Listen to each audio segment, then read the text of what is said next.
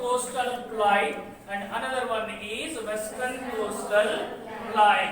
First we discuss about western coastal plain. ನಾವೀಗ ಮೊದಲನೇದಾಗಿ western coastal line ಬಗ್ಗೆ discuss ಮಾಡೋಣ. First we discuss about western coastal line ಅಥವಾ plain. Remember, so it is lies in between. ಎಲ್ಲಿ ನಾವು western coastal line ಅನ್ನ ನೋಡ್ತೀವಿ ಅಂದಾಗ it is lies in between, ಇಲ್ಲಿ ಮುಖ್ಯವಾಗಿ Western Ghats and Arabian C. So ನೋಡಿ, ಇಲ್ಲಿ ಅರಬ್ಬಿ ಸಮುದ್ರ ಇದೆ ಇದರ ಮಧ್ಯದಲ್ಲಿ, ಮತ್ತೆ ಈ ಕಡೆ ಯಾವುದಿದೆ, ವೆಸ್ಟರ್ನ್ ಘಾಟ್ಸ್ ಮಧ್ಯದಲ್ಲಿ. So western Ghats R found in between the Arabian sea and Western Ghats. ನೋಡಿ, ಇಲ್ಲಿ ಪಶ್ಚಿಮ ಕರಾವಳಿ ಪ್ರದೇಶ ಅಂತ ಕನ್ನಡದಲ್ಲಿ ಕರೀತಾರೆ. ಸೊ ಈ ಪಶ್ಚಿಮ ಕರಾವಳಿ ಪ್ರದೇಶ ಎಲ್ಲಿ ಲೊಕೇಟ್ ಆಗಿದೆಯಪ್ಪ? So it is lies in between Arabian sea and Western Ghat. Western ಘಾಟ್ಗಳ ಮಧ್ಯದಲ್ಲಿ ಇದನ್ನ ನಾವು ಕಾಣ್ತೀವಿ. So it starts from Kutch of Gujarat to Kanyakumari. ನೋಡಿ, ಇಲ್ಲಿ ಸ್ಟಾರ್ಟ್ ಆಗುತ್ತೆ. ಯು ರೈಟ್ ಫಸ್ಟ್ ಪಾಯಿಂಟ್ ಏನು, ವೆಸ್ಟರ್ನ್ ಘಾಟ್ಸ್ ಎಲ್ಲಿ ಕಂಡು ಬರುತ್ತೆ? First point, it is lies in between Arabian sea and Western Ghat. Then we go to second point, it starts from Kutch of Gujarat and extends up to Kanyakumari in the south. North ಅಲ್ಲಿ ಗುಜರಾತ್ ಇಂದ start ಆಗುತ್ತೆ, south ಅಲ್ಲಿ ಬಂದು ಎಲ್ಲಿ ಕೊನೆಗೊಳ್ಳುತ್ತೆ? ಕನ್ಯಾಕುಮಾರಿ ಇದು end ಆಗುತ್ತೆ. So it is narrow, ತುಂಬಾನೇ ಏನಾಗಿದೆ, ಕಿರಿದಾಗಿರ್ತಕ್ಕಂಥ, ತುಂಬಾನೇ ಸಣ್ಣ ಪ್ರಮಾಣದ ನ್ಯಾರೋ ಆಗಿದೆ. Western coastal lines narrow, not only narrow, steep, ತುಂಬಾನೇ ಇಳಿಜಾರಿದೆ. Narrow, steep and rocky. ನೋಡಿ, ಇಲ್ಲಿ ಮುಖ್ಯವಾಗಿ ಮೊದಲನೇದಾಗಿ ಏನಾಗಿದೆ, ನ್ಯಾರೋ ಮೀನ್ಸ್ ಅಂದ್ರೆ ತುಂಬಾ ಕಿರಿದಾಗಿರ್ತಕ್ಕಂಥದ್ದು. ದೆನ್ ಸ್ಟೀಪಿ ಅಂದ್ರೆ ತುಂಬಾನೇ ಇಳಿಜಾರಾಗಿದೆ. Then another one is rocky, ಅಂದ್ರೆ ಅಲ್ಲಿ ಕಲ್ಲಿನಿಂದ ಕೂಡಿರ್ತಕ್ಕಂಥ ಒಂದು ಯಾವುದು ಪ್ರದೇಶ? ವೆಸ್ಟರ್ನ್ ಘಾಟ್ಸ್. ಒಂದು ನ್ಯಾರೋ, ಸ್ಟೀಪ್ ಅಂಡ್ ರಾಕಿ. ಇದು ಮೂರನೇ important characters of western coastal line. It is lies in between Arabian sea and Western Ghats. It starts from Kutch of Gujarat in the north and ends in Kanyakumari in south. ಮೂರನೇ point ಅಂದಾಗ it is very narrow, steepy and rocky. Then this western coastal plains can be called as the Konkana coast. Konkan coast ಏನಂತ ಕರೀತೀವಿ? ಅನೇಕ ಹೆಸರಿನಿಂದ ಕರೀತೀವಿ. Konkan coast,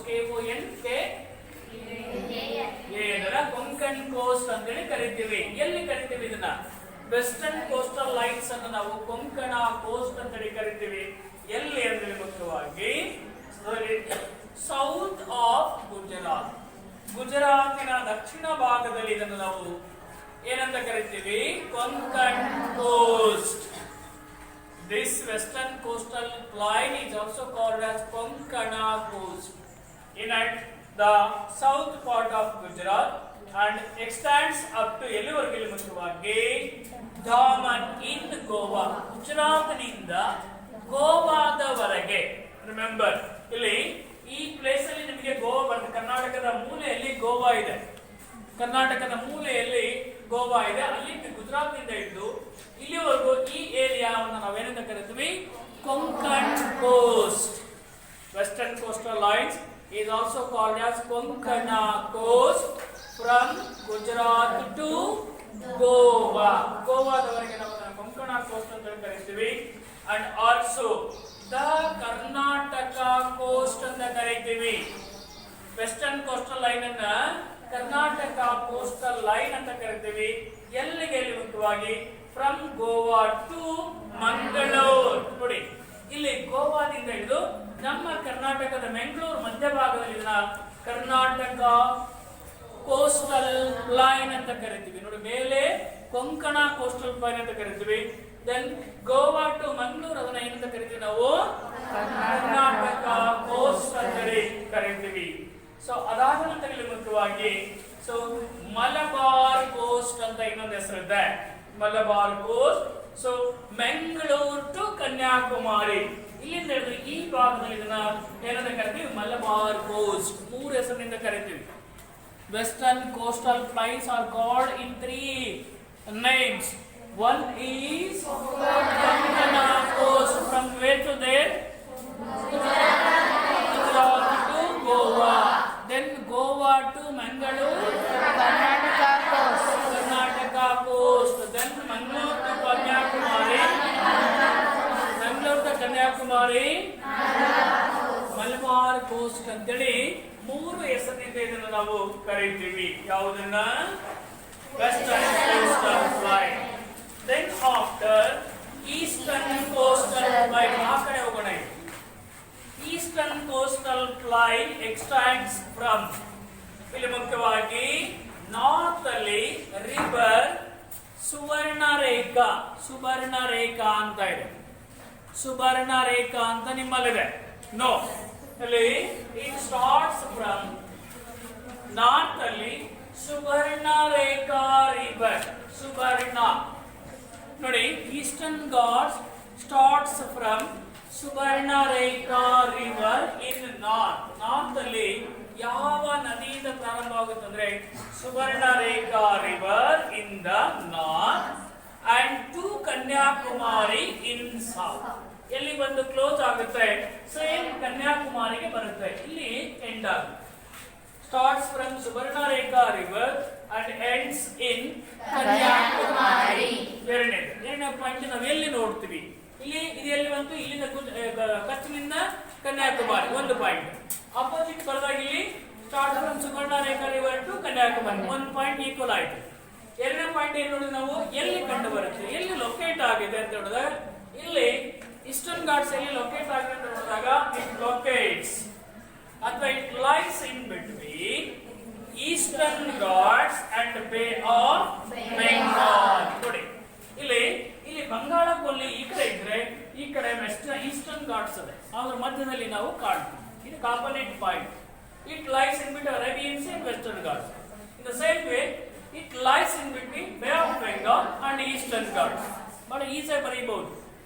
ಎರಡನೇ point ಎಲ್ಲಿ ನೋಡ್ತೀವಿ ನಾವು, ಬಂಗಾಳ ಕೊಲ್ಲಿ ಮತ್ತು ಪೂರ್ವ ಕರಾವಳಿಗಳ ಪೂರ್ವ ಘಟ್ಟಗಳ ಮಧ್ಯಭಾಗದಲ್ಲಿ it is located. Then it is broader. ಇಲ್ಲಿ ನೋಡಿ ಇದು ನ್ಯಾರೋ ಇದೆ, ನ್ಯಾರೋ ಇದೆ. ಇಲ್ಲಿ ಏನಿದೆ ಅನ್ನೋದಾಗಿ ಬ್ರಾಡ್, ಬ್ರಾಡರ್ ಇದೆ. ಇದು ಒಂದು ಅಗಲವಾಗಿದೆ. ಬ್ರಾಡರ್ ನ್ಯಾರೋಗೆ ಅಪೋನೆಂಟ್ ಆಗಿ it is broader. And so the western coastal plain so have many rivers of south India. ನೋಡಿ ಇಲ್ಲಿ ಮುಖ್ಯವಾಗಿ ಮೂರನೇ ಪಾಯಿಂಟ್ ನೋಡಿದಾಗ ಏನ್ ಬರ್ತಾರೆ, it is narrow, steepy and rocky. ಯಾವುದು? ವೆಸ್ಟರ್ನ್ ಘಾಟ್ಸ್. ಕಾಂಪೊನೆಂಟ್ ಆಗಿ ಬರೆದಾಗ ಇಟ್ ಈಸ್ ಬ್ರಾಡರ್, ಇದು ವಿಶಾಲವಾಗಿ ಇದೆ. 3 ಪಾಯಿಂಟ್ಸ್ ಅನ್ನು ನೀವು ಮಾಡಿದ್ರ. ಸೊ ಇನ್ನು 4ನೇ ಪಾಯಿಂಟ್ಸ್ ಆಗಿ ನಾವು ನೋಡ್ಕೊಂಡು ಹೋದಾಗ ಇಲ್ಲಿ ಮುಖ್ಯವಾಗಿ many rivers of south India, ದಕ್ಷಿಣ ಭಾರತದ ಅನೇಕ ನದಿಗಳು ಫ್ಲೋ ಅಕ್ರಾಸ್ ದ ಪ್ಲೈನ್.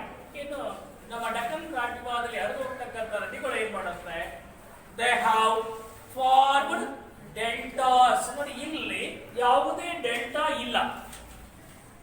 ಎಲ್ಲಿ? ವೆಸ್ಟರ್ನ್ ಘಾಟ್ಸ್ ಅಲ್ಲಿ. ಇಲ್ಲಿ ಈಸ್ಟರ್ನ್ ಘಾಟ್ಸ್ ಅಲ್ಲಿ many river that takes birth in South India flow towards the plateau create deltas. ನದಿ ಮುಖಜ ಭೂಮಿ ಡೆಲ್ಟಾಸ್ ಗಳನ್ನ ಕ್ರಿಯೇಟ್ ಮಾಡುತ್ತೆ. ಎಲ್ಲಿ? ಈಸ್ಟರ್ನ್ ಘಾಟ್ಸ್ ಅಲ್ಲಿ many rivers that are rise in the South India flow towards plateau created number of deltas. For example, ಯಾವ deltas ಕಂಡು ಬರುತ್ತೆ? Mahanadi delta, Godavari delta, and another one is river Krishna and Kaveri delta. ಇಷ್ಟು ಡೆಲ್ಟಾಸ್ಗಳು ಈ ಒಂದು eastern coastal lines ಅಲ್ಲಿ ಕಂಡು ಬರುತ್ತೆ. River Mahanadi delta, river Kaveri delta, river Krishna delta and Godavari deltas are found on the sides of eastern coastal line. Remember, traditionally the eastern and western sides ನೋಡಿದಾಗ traditionally eastern coastal plains is divided into two parts. ಎರಡು ಭಾಗವಾಗಿ ನಾವು ವಿಭಾಗ ಮಾಡ್ತೀವಿ. ಇಡೀ all eastern coastal plains are divided into two categories. One is northern sarkar. ಮೊದಲನೇ ಭಾಗ ಇದೆ, ಮೂರು ಭಾಗ ಆಗಿವೆ. ಯಾವುದು? ಮೇಲಿಂದು Konkan coast, Karnataka coast, Malabar coast ಆಗಿರುವಾಗ ಇಲ್ಲಿ it divide into two part, ಎರಡು ಭಾಗವನ್ನು ಮಾಡಿದ್ದೀವಿ. The eastern coastal lines can be divided into two categories. One is northern sarkar, ಉತ್ತರದಲ್ಲಿ ಬರ್ತಕ್ಕಂಥ ಒಂದು ಪ್ರದೇಶ, so which lies from north of river Krishna and southern north of river Krishna, ಅಂದ್ರೆ ಉತ್ತರದಲ್ಲಿ ಬರ್ತಕ್ಕಂಥ ಕೃಷ್ಣಾ ನದಿಯ ಪ್ರದೇಶವನ್ನ we call as northern sarkar ಅಂತ ಕರೀತೀವಿ. The eastern coastal plains can be divided into two categories. One is northern sarkar. ಇದು ದಕ್ಷಿಣದ ಆಮೇಲೆ ಹೇಳ್ತೀನಿ ಈಗ. ಸೊ ನಾರ್ದರ್ನ್ ಸರ್ಕಾರ ಎಲ್ಲಿ ಸ್ಟಾರ್ಟ್ ಆಗುತ್ತೆ? North part of river Krishna ನದಿಯ ಉತ್ತರದ ಭಾಗವನ್ನು ನಾರ್ದರ್ನ್ ಸರ್ಕಾರ ಅಂತ ಕರೀತೀವಿ. ಇನ್ನ ಸದರ್ನ್ ಪಾರ್ಟ್ ಅನ್ನು ನಾವಿಲ್ಲಿ ಮುಖ್ಯವಾಗಿ ಕಾಲ್ಡ್ ಆಸ್ ಕೋರಮಂಡಲ್ ಕೋಸ್ಟ್. ಕೆಳಗಿನ ಒಂದು ಏರಿಯಾವನ್ನು ಈ ಭಾಗದಿಂದ ಅಪ್ ಟು ಇಲ್ಲಿವರೆಗೂ ನಾವು ಏನಂತ ಕರಿತೀವಿ? ಕೋರಮಂಡಲ್ ಕೋಸ್ಟ್ ಏನಂತ ಕರಿತೀವಿ? Coromandel coast. Eastern coastal plains can be divided into two categories. One is northern sarkar, that is the north part of river Krishna, and southern part is called as Coromandel coast. Coromandel coast. Remember, ಇಲ್ಲಿ ಏನಾಗಿದೆ? So eastern coastal ನ ವಿಶೇಷತೆ ಏನಪ್ಪಾ? What is the speciality of eastern coastal lines ಅಲ್ಲಿ ಮುಖ್ಯವಾಗಿ ಅಂದ್ರೆ, so ಇಲ್ಲಿ ಲಾಗೂನ್ಸ್ ಏನಿದೆ, ಇಲ್ಲಿ ಮುಖ್ಯವಾಗಿ ಲಾಗೂನ್ಸ್ ಏನ್ ಕಂಡು ಬರುತ್ತೆ? ಬಹಳ ಇಂಪಾರ್ಟೆಂಟ್ ಆಗಿ ಲಾಗೂನ್ಸ್ ಗಳು ಕಂಡು ಬರುತ್ತೆ. ಎಲ್ಲಿ? Eastern coastal lines have lagoons. ಏನ್ ಕಂಡು ಬರುತ್ತೆ? ಮುಖ್ಯವಾಗಿ ಲಾಗೂನ್ಸ್ ಗಳು ಕಂಡು ಬರುತ್ತೆ. ಉದಾಹರಣೆಗಾಗಿ lagoons are formed in the coastal lines like lake Chilka and Lake Pulicat and Lake Kolleru are the important lagoons. ಸರೋವರಗಳು ಕಂಡು ಬರುತ್ತೆ. ಸರೋವರಗಳಲ್ಲಿ ಕಂಡು ಬರುತ್ತೆ. ಯಾವ್ಯಾವ ಸರೋವರಗಳು ಕಂಡು ಬರುತ್ತೆ? ಮೊದಲನೇದಾಗಿ lake Chilka lake. Another one is Pulicat Lake. Another one is Kolleru. Kolleru lakes are found on the eastern coastal line. ಪೂರ್ವ ಕರಾವಳಿಯಲ್ಲಿ ಮುಖ್ಯವಾಗಿ ಅನೇಕ ಸರೋವರಗಳು ಕಂಡುಬರುತ್ತೆ. ಒಂದನೇದಾಗಿ lake Chilka lake, Pulicat lake and Kolleru lakes are found in that area. Then what are the importance of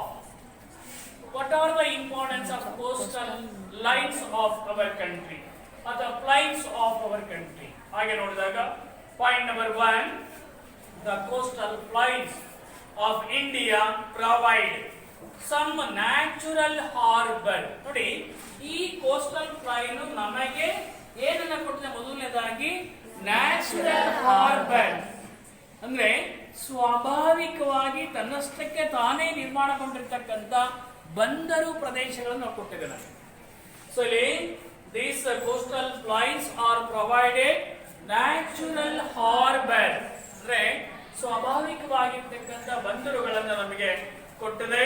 so these harbours are very suitable are helpful to the carrying on foreign trade. ವಿದೇಶಿ ವ್ಯಾಪಾರ ಮಾಡಿಕೊಳ್ಳಿಕ್ಕೆ this harbours are very helpful. ಮೊದಲನೇ point, remember these coastal points provides natural harbours. These natural harbors are very helpful to carrying foreign trade. ವಿದೇಶದಲ್ಲಿ ಬರ್ತಕ್ಕಂಥ foreign trade ಅನ್ನ carry ಮಾಡ್ಕೊಳ್ಳಿಕ್ಕೆ it's very helpful. ಎರಡನೇದಾಗಿ ಯಾವ್ಯಾವುದು ನಿಮಗೆ ಇಲ್ಲಿ ಕಂಡು ಬರುತ್ತೆ ಹಾರ್ಬರ್ಸ್ ಅಂದ್ರೆ ಮುಖ್ಯವಾಗಿ Kandla. Just listen, don't say Kandla. Then another one is Mumbai, Marmagova, then Kochi, then Visakhapatnam and Kolkata are the important harbors that forms in our country. ಇನ್ನು ಎರಡನೇದಾಗಿ ನೋಡ್ತಾ ಹೋದಾಗ ಮೊದಲನೇದು ಫಾರಿನ್ ಟ್ರೇಡ್ಗೆ ಹೆಲ್ಪ್ ಆಗುತ್ತೆ. ಎರಡನೇ ಇಂಪಾರ್ಟೆನ್ಸ್ ಏನಪ್ಪಾ ನಿಮ್ಮ ಕೋಸ್ಟಲ್ ಲೈನ್ಸ್ ಅಂದ್ರೆ they are very useful for fishing, ಮೀನುಗಾರಿಕೆಗೆ ತುಂಬಾ ಹೆಲ್ಪ್ಫುಲ್ ಆಗಿದೆ. And fishing and ship building, ಹಡಗನ್ನ ನಿರ್ಮಾಣ ಮಾಡ್ಕೊಳ್ಳಿಕ್ಕೆ that coastal lines are very important. And agriculture and productions of salt, ಉತ್ಪನ್ನ ತಯಾರು ಮಾಡ್ಕೊಳ್ಳಿಕ್ಕೆ ಕೃಷಿಗೆ ತುಂಬಾನೇ ಹೆಲ್ಪ್ಫುಲ್ ಆಗಿದೆ. That is second point. Last time ನೋಡಿದಾಗ ಮೆನಿ ಬೀಚಸ್, ಅನೇಕ ಬೀಚಸ್ ಗಳನ್ನ ಇಲ್ಲಿ ನಮಗೆ ಕೋಸ್ಟಲ್ ಲೈನ್ ಕೊಟ್ಟಿದೆ. So these beaches, many beaches founds along the coastal line. So these beaches are attracts tourists, ಅನೇಕ ಪ್ರವಾಸಿಗರನ್ನ ಆಕರ್ಷಣೆಯನ್ನು ಮಾಡುತ್ತೆ. ಇನ್ನು ಕೊನೆ ಪಾಯಿಂಟ್ಸ್ ಅನ್ನು ನೋಡಿದಾಗ ದ ಬ್ಯಾಕ್ ವಾಟರ್, ಹಿನ್ನೀರು, ಡ್ಯಾಮ್ ಅನ್ನ ಕಟ್ಟಿದಾಗ ಸೊ ನೀರು ವಿಸ್ತರಣೆ ಮಾಡ್ತಾ ಹೋಗುತ್ತೆ. ಸೊ ಇಲ್ಲಿ ಮುಖ್ಯವಾಗಿ back waters of this coastal line is very useful for navigation, ಅಂದ್ರೆ ಸಮುದ್ರ ಪ್ರಯಾಣಕ್ಕೆ ಅಥವಾ ಸಾರಿಗೆಗೆ ತುಂಬಾನೇ ಹೆಲ್ಪ್ ಆಗುತ್ತೆ ಅದು back waters. So these are all the importance of Coastal lines of our country. ಇನ್ನು ನಮ್ಮ ದೇಶದಲ್ಲಿ ಕೆಲವು ಐಲ್ಯಾಂಡ್ಸ್ ಗಳಿದೆ. ಲಕ್ಷದ್ವೀಪದಲ್ಲಿ ಮತ್ತೆ ಬಂಗಾಳ ಕೊಲ್ಲಿಯಲ್ಲಿ, ಮುಖ್ಯವಾಗಿ ಅರೇಬಿಯನ್ ಸಿ ಬ್ರಾಂಚಸ್ ಅಲ್ಲಿ ಮತ್ತೆ ಬಂಗಾಳ ಕೊಲ್ಲಿಯಲ್ಲಿ ಏನ್ ಕಂಡು ಬರುತ್ತೆ, ನಂಬರ್ ಆಫ್ ಐಲ್ಯಾಂಡ್ಸ್ ಗಳು ಕಂಡು ಬರುತ್ತೆ.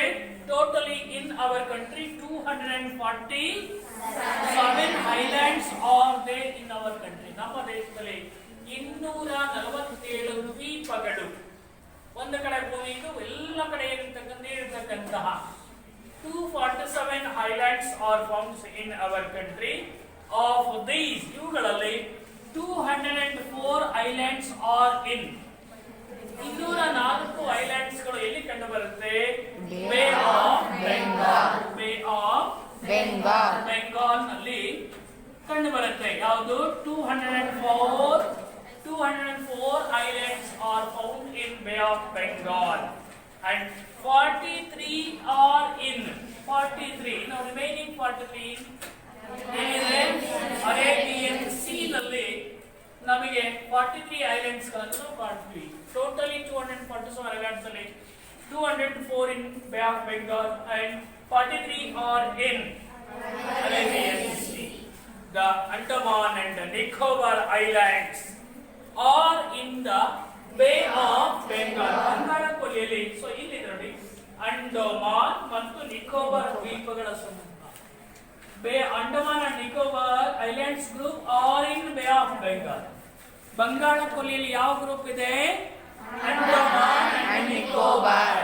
ಈಗ ಪ್ರಶ್ನೆ ಕೇಳ್ತಾರೆ, Andaman and Nicobar islands are located in dash ಬೇ ಆಫ್ ಬೆಂಗಾಲ್. ಈಗ ಹೇಳ್ತೀರಾ, ಅವಾಗ ಯಾರು ಹೇಳಲ್ಲ, ಎಲ್ಲೋ ಒಂದ್ ಕಡೆ ಬರ್ತೀರಾ ನೋಡಿ. ಹಾಗಾಗಿ Andaman and Nicobar islands are located in Bay of Bengal and another one is Lakshadweep islands. ನೋಡಿ ಈ ಕಡೆ ಬಂದಾಗ ಇಲ್ಲಿ ಲಕ್ಷದ್ವೀಪ್, ಇಲ್ಲಿ ನೋಡಿ Lakshadweep islands. See here, Lakshadweep islands are in Arabian sea. Lakshadweep islands ಗಳನ್ನ ನಮ್ಮ ಭಾರತ ದೇಶದ ಅರಬ್ಬಿ ಸಮುದ್ರದಲ್ಲಿ ನಾವು ಕಾಣ್ತೀವಿ. So these are all the important. ಸೊ ದೀಸ್ Lakshadweep Islands are formed through the help of corals. ಅಂದ್ರೆ ಮುತ್ತುಗಳಿಂದ ಅನೇಕ ಹೆಚ್ಚು ಕಡಿಮೆ most corals are found in Lakshadweep Islands that is located in Arabian Sea. Enough. So another important point in this chapter is Western Ghats. Discussion of Western Ghats. We try to discussing about Eastern Ghats. Remember, so Eastern Ghats runs through. Where we see Eastern Ghats. So this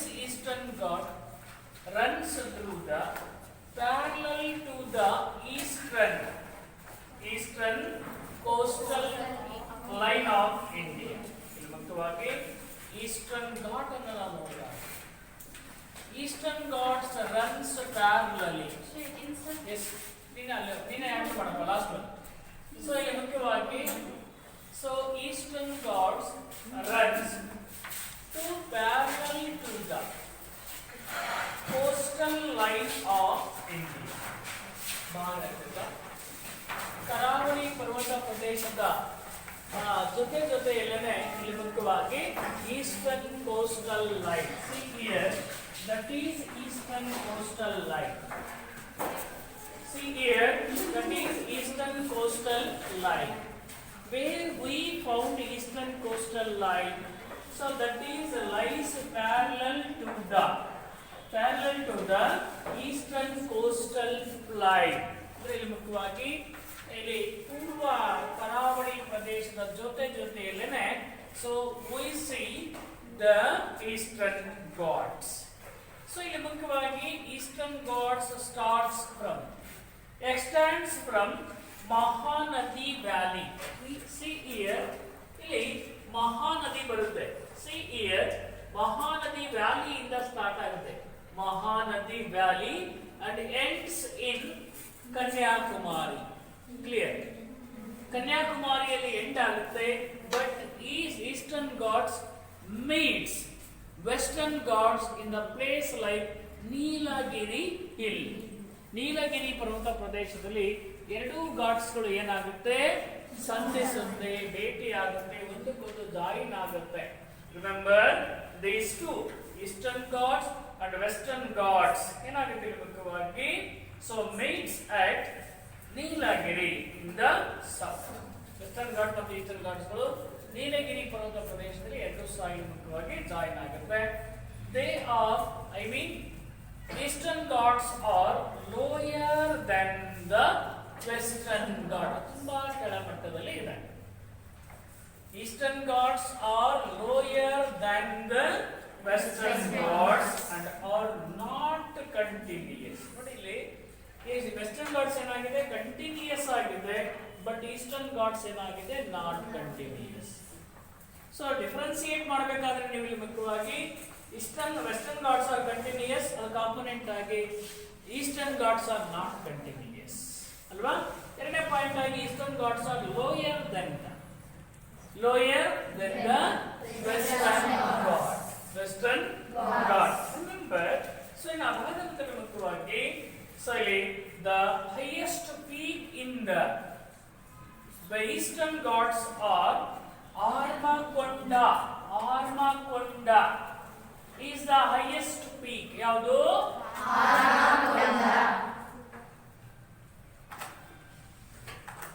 ಆರ್ಮಕೊಂಡ peak is the highest peak.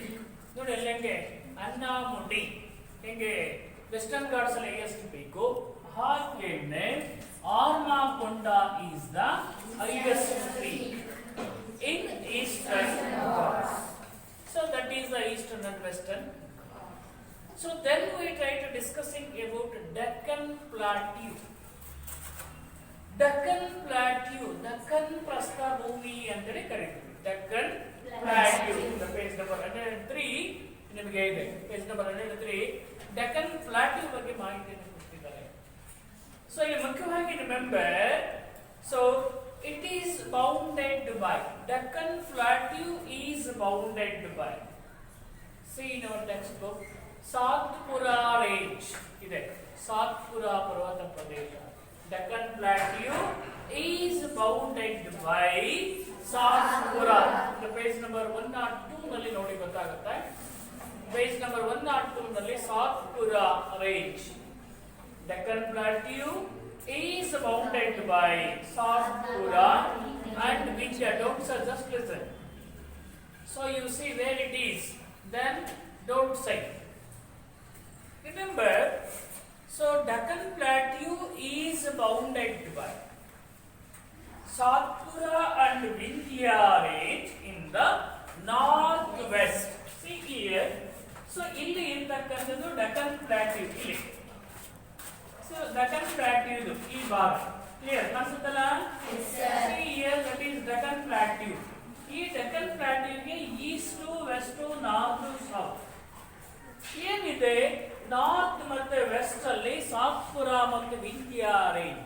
102 ನಲ್ಲಿ ನಿಮಗೆ ತೋರಿಸಿದ್ದಾರೆ.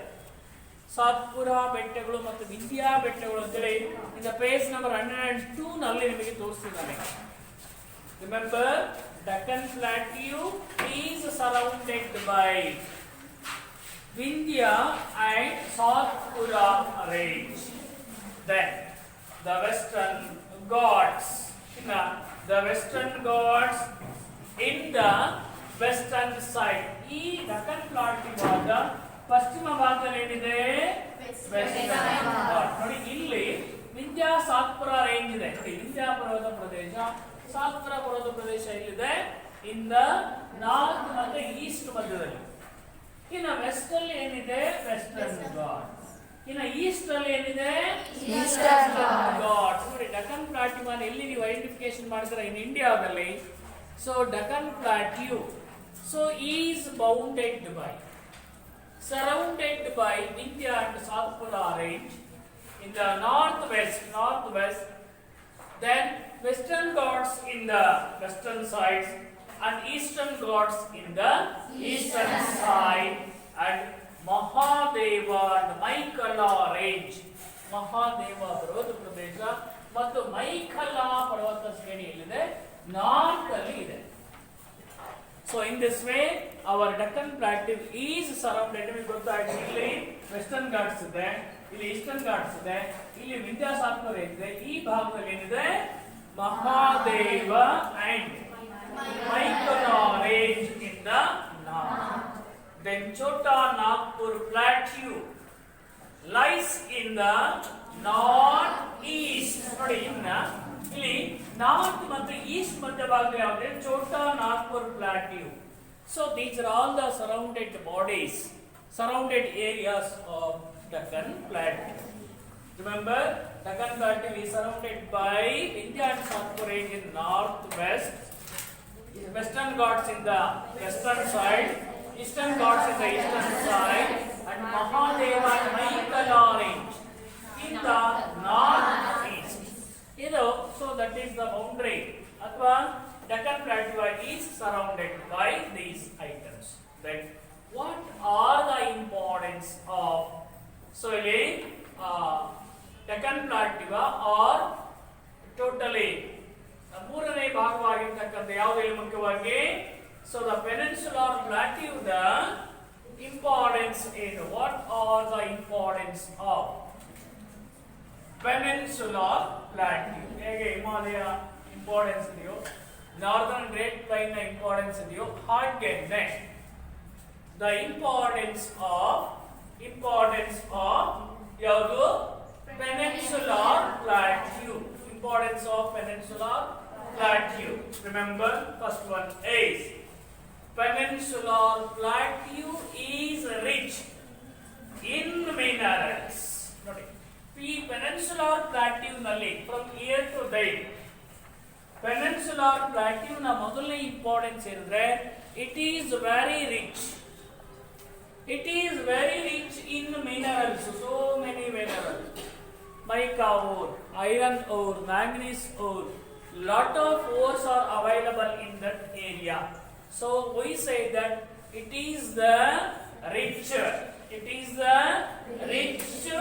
in minerals, not only minerals, thick forests and biodiversity. ಅನೇಕ ಜೀವಿಗಳನ್ನ ಈ ಪ್ರದೇಶದಲ್ಲಿ ನಾವು ಕಂಡುಕೊಳ್ತೀವಿ ಮತ್ತು thick forest ಅನ್ನು ಕಂಡುಕೊಳ್ತೀವಿ. That is the first importance. First importance of peninsular plateau is point number 1. Peninsular plateau is rich in minerals, comma. Don't say, just listen. Peninsular plateau is rich in, one is minerals, comma, thick forest, comma, biodiversity. ಅನೇಕ ರೀತಿಯ ಜೀವಿಗಳನ್ನ ನಾವು ಈ ಪ್ರದೇಶದಲ್ಲಿ ಕಾಣ್ತೀವಿ. ಇನ್ನು ಎರಡನೇದಾಗಿ ನಾವು ನೋಡಿದಾಗ ಇಲ್ಲಿ ಮುಖ್ಯವಾಗಿ it has influence on south west monsoon. ನಮ್ಮ ಭಾರತಕ್ಕೆ ಮಳೆಯನ್ನು ತರ್ತಾ ಇರ್ತಕ್ಕಂಥ ಯಾವುದು ಇಲ್ಲಿ ಮುಖ್ಯವಾಗಿ? ಸೌತ್ ವೆಸ್ಟ್ ಮಾನ್ಸೂನ್ ವಿಂಡ್ಸ್ ಗಳು ನಮ್ಮ ಭಾರತ ದೇಶಕ್ಕೆ 75% ಗೆ ಮಳೆಯನ್ನು ತರುತ್ತೆ. 75% of the area is receives rainfall during the rainy season through the help of southwest monsoon winds. So ಎರಡನೇದಾಗಿ these peninsular plateau influence on ಯಾವುದರ ಮೇಲೆ ಪ್ರಭಾವವನ್ನು ಬೀರುತ್ತದೆ? ಮಾನ್ಸೂನ್ ಮಾರುತಗಳ ಮೇಲೆ ಪ್ರಭಾವವನ್ನು ಬೀರುತ್ತೆ. So peninsular plateau has influenced on southwest monsoon winds. Then another important ನೋಡೋದಾಗಿದೆ ಮುಖ್ಯವಾಗಿ, so it is covered with block soil. ಮೂರನೇ ಇಂಪಾರ್ಟೆನ್ಸ್ ನೋಡಿದಾಗ ನಾವು peninsular plateau fully covered by block soil, so which is useful for agriculture. ಮೂರನೇದಾಗಿ ನೋಡಿದಾಗ the whole peninsular plateau is covered by black soil. ಕಪ್ಪು ಮಣ್ಣಿನಿಂದ ಸಂಪೂರ್ಣವಾಗಿ ಆವೃತವಾಗಿರೋದ್ರಿಂದ it is very suitable for agriculture. ಇದು ಬಹಳ ಯೋಗ್ಯವಾಗಿದೆ ಯಾವುದಕ್ಕೆ? ಕೃಷಿಯನ್ನ ಮಾಡಲಿಕ್ಕೆ it is very suitable. That is the third importance of peninsular plateau. So peninsular plateau largely covered by block soil. It is suitable for agriculture. So then after the Western Ghats are the ಅಥವಾ totally ಈ ಪ್ರದೇಶದಲ್ಲಿ ಬರ್ತಕ್ಕಂಥ western Ghats are the birth places of many rivers. birthplaces of many rivers, many South Indian rivers. ನೋಡಿ, ಅನೇಕ ದಕ್ಷಿಣ ಭಾರತದ ನದಿಗಳು, ಅನೇಕ ಇಲ್ಲಿ ಹುಟ್ಟಿ ಬರ್ತಕ್ಕಂಥ ಎಲ್ಲ ನದಿಗಳೇನಾಗುತ್ತೆ? takes birth in Western Ghat, or the Western Ghats are the Western Ghats ಯಾಕೆ ಬಂತು? It is located in peninsular plateau. ಹಾಗಾಗಿ Western Ghats are the birthplaces of many rivers. ಅನೇಕ ನದಿಗಳ ಉಗಮ ಸ್ಥಾನ ಯಾವ ನದಿಗಳಂದ್ರೆ ದಕ್ಷಿಣ ಭಾರತದ ನದಿಗಳು. It is the birth places of many rivers. Western Ghats are the birth places of many rivers. ಅನೇಕ ನದಿಗಳ ಉಗಮ ಸ್ಥಾನವಾಗಿದೆ ಯಾವುದು? Western Ghats are the birth places of many rivers. ಇನ್ನು ಅದಾದ ನಂತರ the rivers are very useful for generation of hydroelectricity. ನೋಡಿದಾಗ peninsular plateau ನಲ್ಲಿ ಬರ್ತ್ ಆಗ್ತಕ್ಕಂಥ ಅಥವಾ south Indian reverse R very suitable for the production of hydro electricity. ಜಲ ವಿದ್ಯುತ್ ಉತ್ಪತ್ತಿ ಮಾಡಲಿಕ್ಕೆ these rivers are very helpful. Last points of the importance of peninsular plateau is it is also well known. So it is also well known for ತುಂಬಾನೇ ಚಿರಪರಿಚಿತವಾಗಿದೆ for hill stations. ಯಾವುದು? hill stations. ನಾನು ನಿಮಗೆ ಹೇಳಿದೆ ಏನು, what is the meaning of hill station? ಗಿರಿಧಾಮಗಳು ಅಂತ ಕರ್ಕೊಂಡ್ವಿ. Hill stations ಗಳನ್ನು ನಾವು ಈ ಒಂದು ವೆಸ್ಟರ್ನ್ ಘಾಟ್ಸ್ ಅಲ್ಲಿ ನಾವು ನೋಡ್ತೀವಿ. One of the example hill stations is ಯಾವುದು? Ooty. Ooty is one of the important hill stations that located in Western Ghats or Peninsular Plateau. So these are all the importance of Peninsular Plateau. ಇವು Peninsular Plateau ನ ಪ್ರಮುಖವಾಗಿರ್ತಕ್ಕಂಥ ಒಂದು importance. Then after we try to discussing about coastal plains. ನಮ್ಮ ದೇಶದಲ್ಲಿ ಇರ್ತಕ್ಕಂಥ ಕರಾವಳಿ ಪ್ರದೇಶದ ಬಗ್ಗೆ ನಾವು ನೋಡ್ತಾ ಹೋದಾಗ இந்த ಪೇಜ್ ನಂಬರ್ 103 ನಿಮಗೆ ಬೋತ್ ಸೈಡ್ ಮ್ಯಾಪ್ ಅನ್ನು ಕೊಟ್ಟಿದ್ದಾರೆ. ಬ್ಲಾಕ್ ಮಾರ್ಕ್ ಅನ್ನು ಹಾಕಿ ಬೋತ್ ಸೈಡ್ಸ್ ಅನ್ನು ಕೊಟ್ಟಿದ್ದಾನೆ. ಹಾಗೆ ನೋಡ್ತಾ ಹೋದಾಗ ಮುಖ್ಯವಾಗಿ ದ ಪ್ಲಾಟ್ಯೂ ಆಫ್ ಪೆನಿನ್ಸುಲಾರ್, ನಮ್ಮ ದೇಶದಲ್ಲಿ ಬರ್ತಕ್ಕಂಥ peninsular plateau so is fringed by, ಅದನ್ನ ಕಟ್ಟಿ ಹಾಕೋಬಿಟ್ಟಿದೆ, ಅದು ದುಂಡಗೆ ಇದೆ, ಸುತ್ತುವರಿಯಲ್ಪಟ್ಟಿದೆ. the peninsular plateau, the plateau of peninsular is fringed. ಅಂದ್ರೆ ಸುತ್ತ ಇರ್ತಕ್ಕಂಥ ಅಥವಾ ಸುತ್ತಲೂ ಮುಖ್ಯವಾಗಿ ಆವರಿಸಿಕೊಂಡತೆ ಯಾವುದನ್ನ coastal plains of either side. ನೋಡಿ ಇಲ್ಲಿ peninsular plateau ಫ್ರಿಂಜ್ಡ್.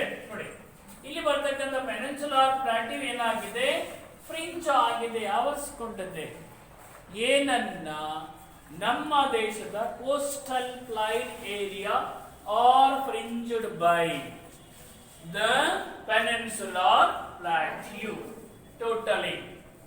They extends from, so coastal areas of our country extends from Kutch of Gujarat. ನೋಡಿ ಇಲ್ಲಿಂದ ಏನಿದೆ, ಗುಜರಾತಿನ ಕಚ್ ಭಾಗದಿಂದ ನಮ್ಮ ಕೋಸ್ಟಲ್ ಲೈನ್ ಪ್ರಾರಂಭವಾಗಿ ಅಪ್ ಟು ಎಲ್ಲಿವರೆಗೂ ಇಲ್ಲಿ ಹೋಗುತ್ತೆ ಅಂದ್ರೆ, ರಿಮೆಂಬರ್ ಎಲ್ಲಿವರೆಗೂ, ರಿಮೆಂಬರ್ ಡೆಲ್ಟಾ ಆಫ್ ಗಂಗಾ ನದಿಯ ಮುಖಜ ಭೂಮಿಯವರೆಗೂ ಸಹ ಏನಾಗಿದೆ, ನಮ್ಮ ದೇಶದಲ್ಲಿ ಕೋಸ್ಟಲ್ ಏರಿಯಾ ಇದೆ.